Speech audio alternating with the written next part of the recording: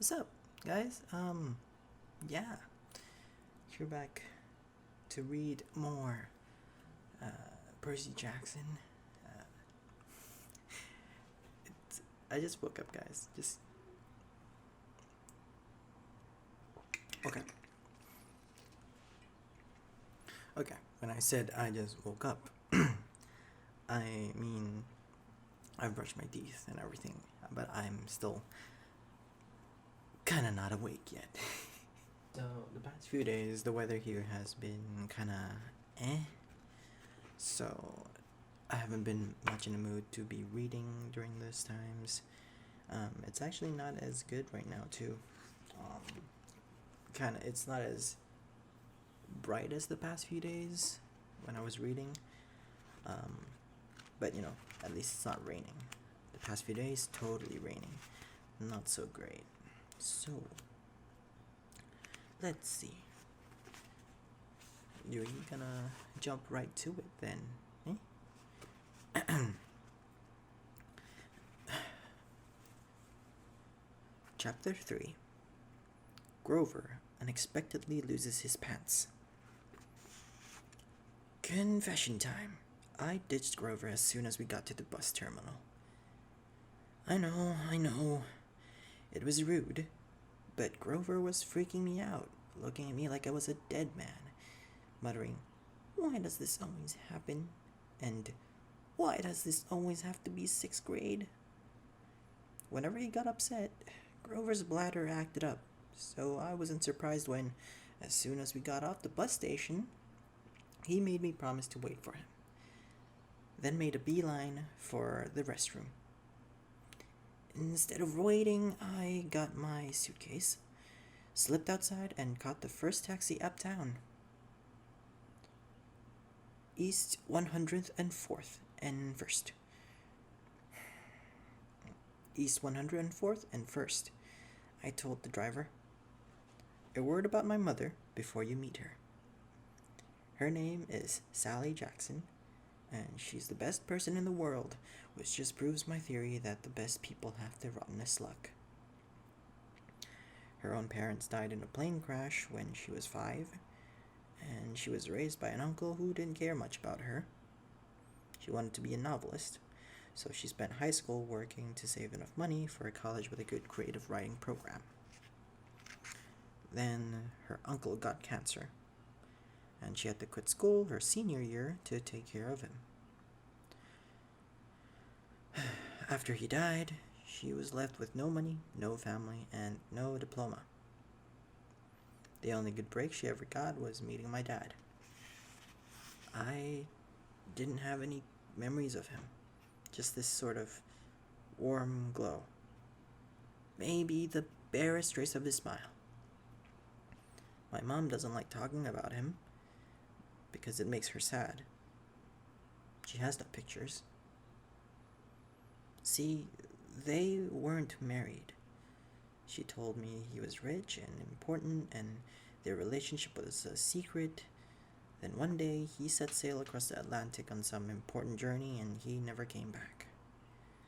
Lost at sea, my mom said. My mom told me. Not dead. Lost at sea. She worked odd jobs, taking night classes to get her high school diploma, and raised her on her own. And raised me on her own. She never complained or got mad, not even once. But I knew I wasn't an easy kid. Finally, she married Gabe Ugliano, who was nice for the first 30 seconds we knew him, then showed his true colors as a world-class jerk. When I was young, I nicknamed him Smelly Gabe. I'm sorry, but it's the truth.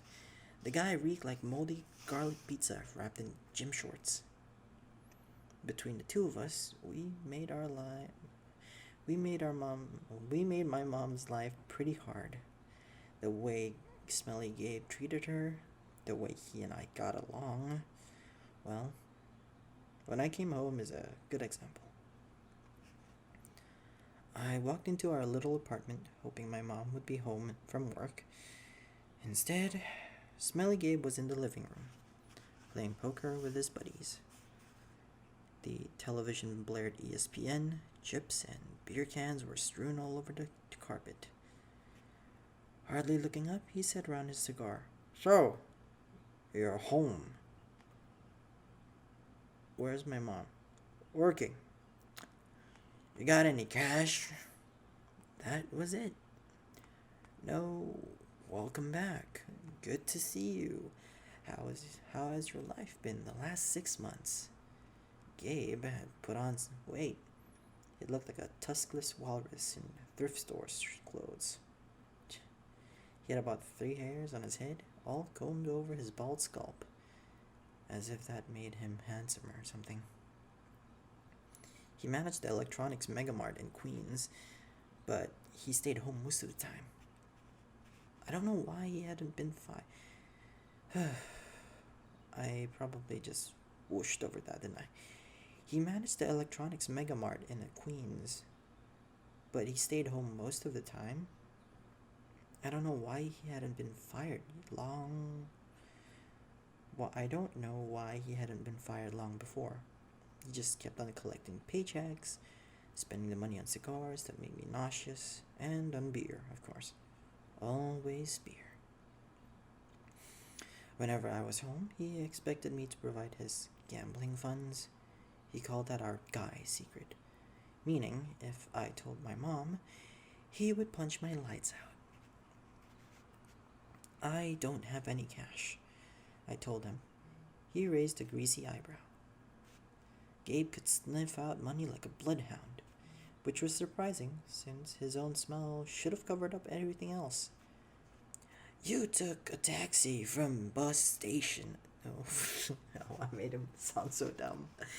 You took a taxi from the bus station, he said. Probably paid with a 20. Got $6, $7 in change. Somebody expects to live under this roof. He had to carry his own weight. Am I right, Eddie? Eddie, the super of the apartment, looked at me with a twinge of sympathy.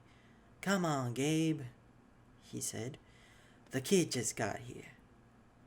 Am I right? Gabe repeated. Eddie scolded into his bowl of pretzels.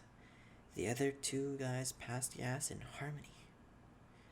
Fine, I said. I dug a wad of dollars out of my pocket and threw the money on the table. I hope you lose. Your report card came, brain boy. He shouted after me. I wouldn't act so snooty. Why does he sound southern now? I slammed the door to my room, which really wasn't my room. During school months, it was Gabe's study. He didn't study anything in there except old car magazines, but he loved shoving my stuff in the closet, leaving his muddy boots on my windowsill, and doing his best to make the place smell like his nasty cologne, and cigars, and stale beer. I dropped my suitcase on the bed. Home sweet home. Gabe's smell was almost worse than the nightmares about Mrs. Dodds, or the sound of that old fruit lady's shears snipping the yarn. But as soon as I thought that, my legs felt weak. I remembered Grover's look of panic, how he'd made me promise I wouldn't go home without him. A sudden chill rolled through me. I felt like something was looking for me right now, maybe pounding its way up the stairs, growing long, horrible talons. Then I heard my mom's voice. Percy! She opened the bedroom door and my fears melted. My mother can make me feel good just by walking into the room. Her eyes sparkle and change color in the light. Her smile is as warm as a quilt. She's got a few gray streaks mixed in with her long brown hair, but I never think of her as old. When she looks at me, it's like she's seeing all the good things about me, none of the bad. I've never heard her raise her voice or say and or say an unkind word to anyone, not even me or Gabe. Oh, Percy! She hugged me tight. I can't believe it. You've grown since Christmas. Her red, white, and blue Sweet on America uniform smelled like the best things in the world. Chocolate, licorice, and all the other stuff she sold at the candy shop in Grand Central. She brought me a huge bag of free samples, the way she always did when I came home. We sat together on the edge of the bed while I attacked the blueberry sour strings. She ran her hair through. I used to do that. The sour strings, the ribbons, I'm guessing, or those actual strings. I don't know, but I used to do that. My mom used to give me some of those when she came back from work. So that's a cool parallel. We'll lift that. While I attacked the blueberry sour strings, she ran her hand through my hair and demanded to know everything I hadn't put in my letters. She didn't mention anything about me. She didn't mention anything about my getting expelled. She didn't seem to care about that. But was I okay? Was her little boy doing all right? I told her she was smothering me and to lay off and all that, but secretly, I was really, really glad to see her. From the other room, Gabe yelled, "Hey, Sally! How about some bean dip, huh?" I gritted my teeth. My mom is the nicest lady in the world. She should have been married to a millionaire, not to some jerk like Gabe. For her sake, I had tried to sound upbeat about my last days at Yancey.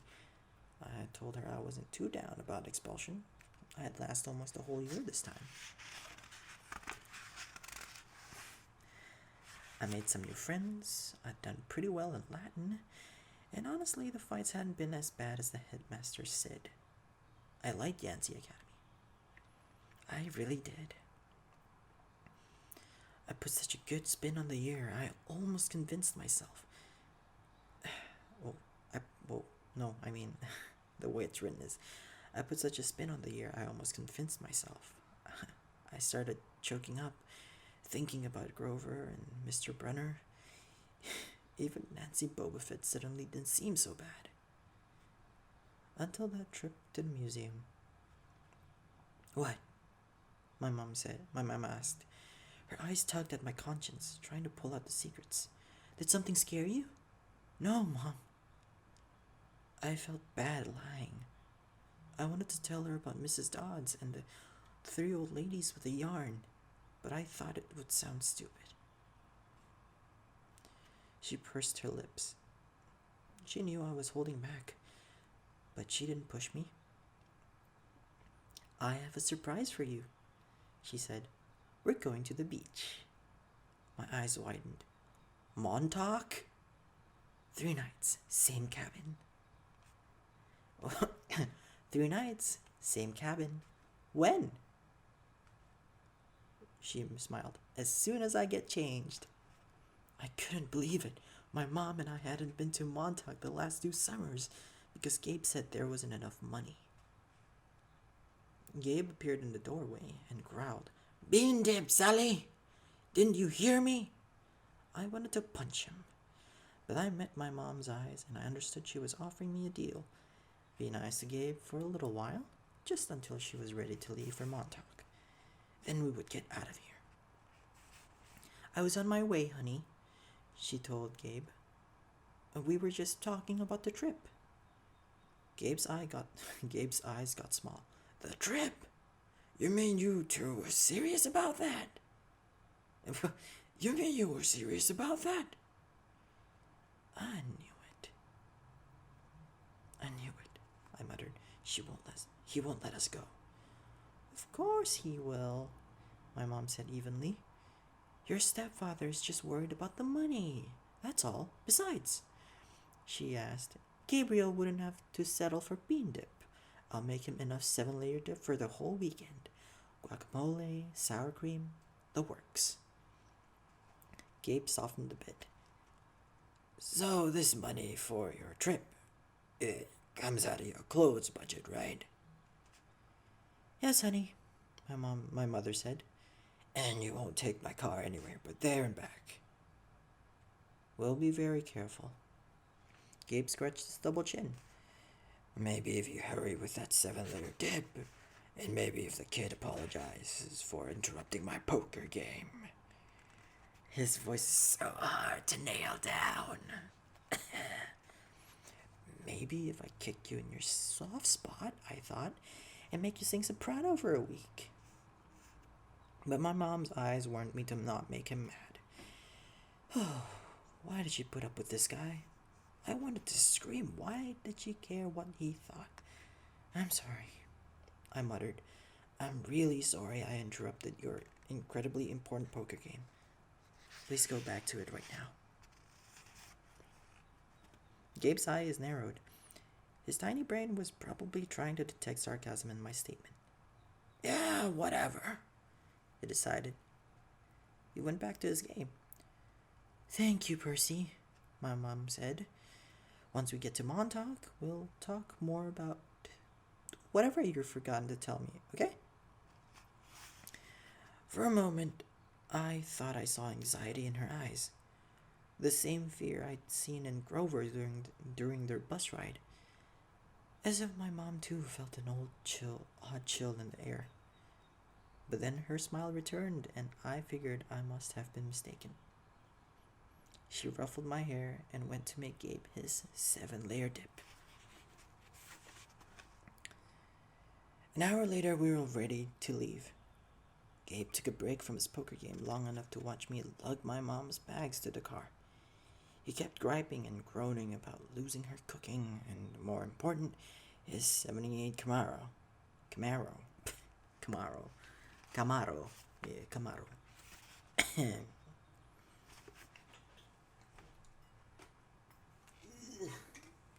In case you guys didn't realize, this is the same drink. Same bottle from like the previous videos. I just don't finish it. I like take sips every once in a while. So it's lasting me a long time. Not beeping though. There's probably someone messaging. Give me a sec. Okay. There's probably gonna be a few beeps going on. I don't know how to mute it, but just go with it. Okay? Go with it. Go with it, okay? This is not a professional setting. I don't have all the tools. I don't have the sound foam things. I don't have the I don't have production quality. If you want, just hit me up on Patreon. Give me some of that moolah.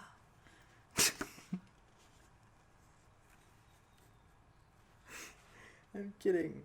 I mean, if you still want to help, sure, but you don't have to. Okay, where did we leave? Camaro, there. He kept griping and groaning about losing her cooking, and more important, his 78 Camaro. Again, Camaro, whatever, for the whole weekend. Not a scratch on this car. I mean, not a scratch on this car, brain boy. He warned me as I loaded the last bag. Not one little scratch. Not one little scratch. There, much better. Like I'd be the one driving. I was 12, but that didn't matter to Gabe. If a seagull so much as pooped on his paint job, he'd find a way to blame me.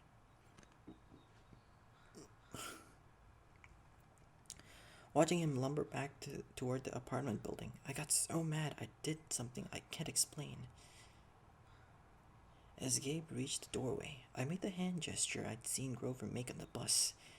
A sort of warding off evil gesture, a clawed hand over my heart. Then a shoving movement towards Gabe. The screen door slammed shut so hard it whacked him in the butt and sent him flying up the staircase as if he'd been shot by a cannon. Maybe it was just the wind or some freak accident with the hinges, but I didn't stay long enough to find out.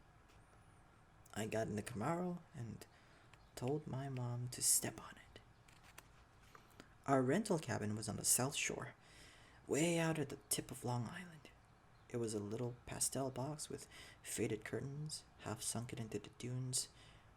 There was always sand in the sheets and spiders in the cabinets, and most of the time, the sea was too cold to swim in. I loved the place. We'd been going there since I was a baby. My mom had been going even longer. She never exactly said, but I knew why the beach, why the beach, but I knew why the beach was special to her. It was the place where she'd met my dad. Once we got closer to Montauk, she seemed to grow younger, years of worry and work disappearing from her face. Her eyes turned the color of the sea. We got there at sunset, opened all the cabin's windows, and went through our usual cleaning routine. We walked on the beach, fed blue corn chips to the seagulls, not sure if that's good, and munched on blue jelly beans, blue saltwater taffy, and all the other free samples my mom had brought from work. I guess I should explain the blue food. See, Gabe had once told my mom there was no such thing. They had this fight, which seemed like a really small thing at the time. But ever since, my mom went out of her way to eat blue. She baked blue birthday cakes. She mixed blueberry smoothies, probably with blue coloring. She bought blue corn tortilla chips, and brought home blue candy from the store. This, along with keeping her maiden name, Jackson, rather than calling herself Mrs. Ugliano, was proof that she wasn't totally suckered by Gabe. She did have a rebellious streak, like me. Told you, beeping, beeping. When it got dark, we made a fire. We roasted hot dogs and marshmallows. Mom told me stories about when she was a kid, back before her parents died in the plane crash. She told me about the books she wanted to write someday, when she had enough money to quit the candy shop. Eventually, I got up the nerve to ask about what was always on my mind whenever we came to Montauk. My father. Mom's eyes went all misty. I figured she would tell me the same thing she always did, but I never got tired of hearing them. He was kind, Percy, she said. Tall, handsome, and powerful, but gentle too. You have his black hair, you know? And his green eyes. Mom fished a blue jelly bean out of her candy bag. I wish he could see you, Percy. He would be so proud. I wondered how she could say that. What was so great about me? A dyslexic, hyperactive boy with a D+ report card. Kicked out of school for the 6th time in 6 years. How old was I? He asked. I mean, when he left. She watched the flames. He was only with me for 1 summer, Percy. Right here at this beach. This cabin. But he knew me as a baby. No, honey. He knew I was expecting a baby, but he never saw you. He had to leave before you were born. I tried to square that with the fact that I seemed to remember something about my father. A warm glow, a smile. I'd always assumed he knew me as a baby. My mom had never said it outright, but still, I felt it must be true. Now, to be told that he'd never even seen me, I felt angry at my father. Maybe it was stupid, but I resented him for going on that ocean voyage, for not having the guts to marry my mom. He'd left me, he'd left us, and now we were stuck with smelly Gabe. Are you going to send me away again? I asked her. To another boarding school? She pulled a marshmallow from the fire. I don't know, honey. Her voice was heavy. I think. I think we'll have to do something. Because you don't want me around? I regretted the words as soon as they were out. My mom's eyes welled with tears. She took my hand and squeezed it tight. Oh, Percy, no. I have to, honey. For your own good, I have to send you away. Her words reminded me of what Mr. Brunner had said, that it was best for me to leave Yancy.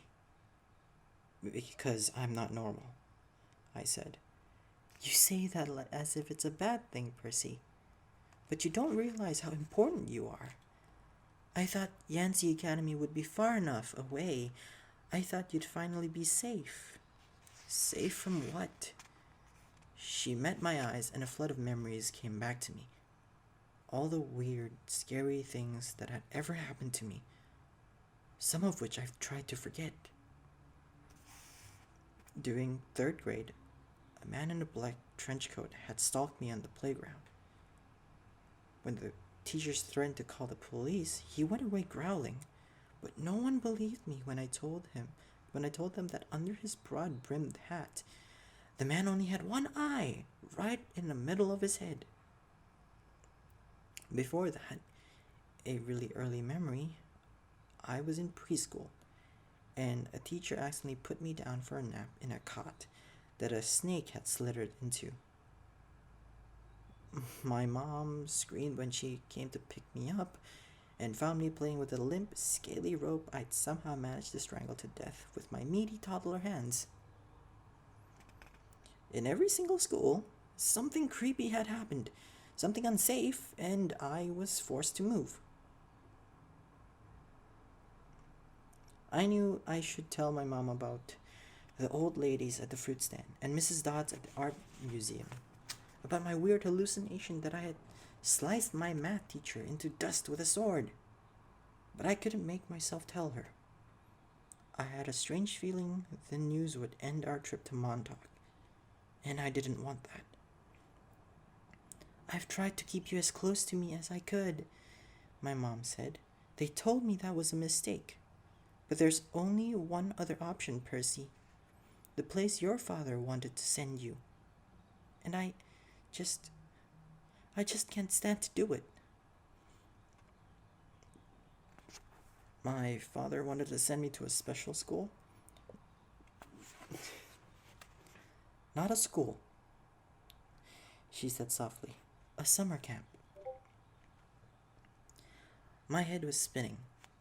Why would my dad, who hadn't even stayed around long enough to see me born, talk to my mom about a summer camp? And if it was so important, why hadn't she ever mentioned it before?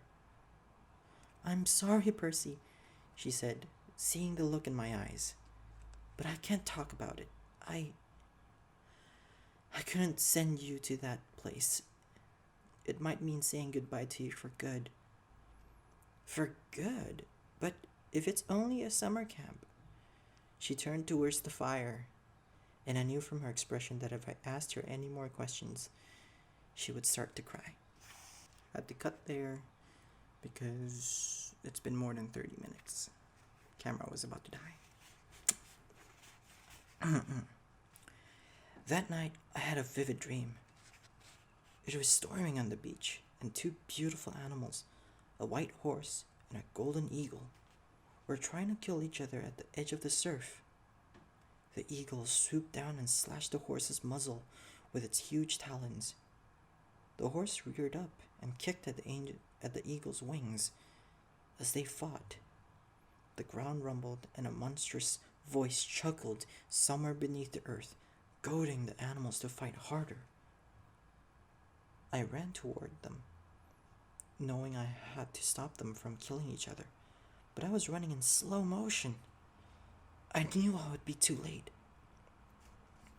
I saw the eagle dive down, its beak aimed at the horse's wide eyes, and I screamed, "No!" I woke with a start.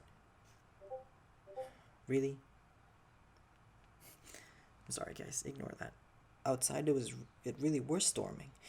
The kind of storm that cracks trees and blows down houses. There was no horse or eagle on the beach, just lightning making false daylight and 20-foot waves pounding the dunes like artillery. With the next thunderclap, seriously, there we go. I hope that works. Gosh, I'm sorry. Of all the times, guys, those are my friends. Calm down. Oh, breathe. You're messing up my mood, guys. I can't. Where am I? Oh. With the next thunderclap, my mom woke. She sat up, eyes wide, and said, "Hurricane." I knew that was crazy. Long Island never sees hurricanes this early in the summer. But the ocean seemed to have forgotten. Over the roar of the wind, I heard a distant bellow, an angry, tortured sound that made my hair stand on end. Then a much closer noise, like mallets in the sand. A desperate voice, someone yelling, pounding on our cabin door. My mother sprang out of bed in her nightgown and threw open the lock. Grover stood framed in the doorway against the backdrop of pouring rain, but he wasn't exactly Grover. "Searching all night," he gasped. "What were you thinking?" My mother looked at me in terror, not scared of Grover, but of why he'd come. "Percy," she said, shouting to be heard over the rain. "What happened at school? What didn't you tell me?" I was frozen.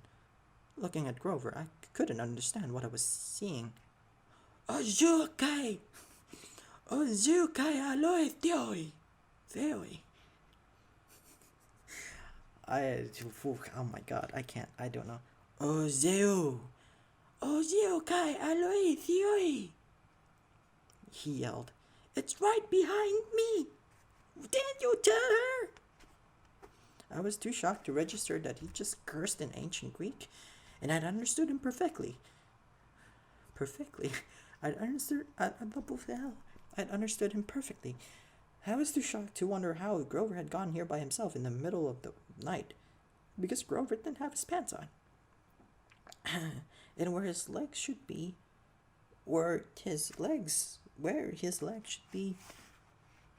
My mom looked at me sternly and talked in a tone she'd never used before.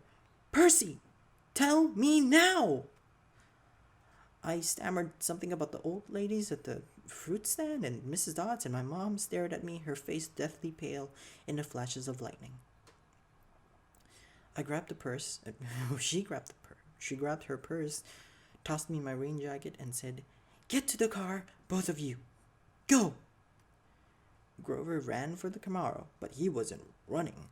Exactly, he was trotting, shaking his shaggy hindquarters, and suddenly his story about muscular disorder in his legs makes sense to me.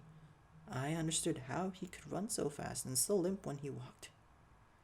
Because where his feet should be, there were no feet. There were cloven hooves. Da-da. That's the end of chapter 3.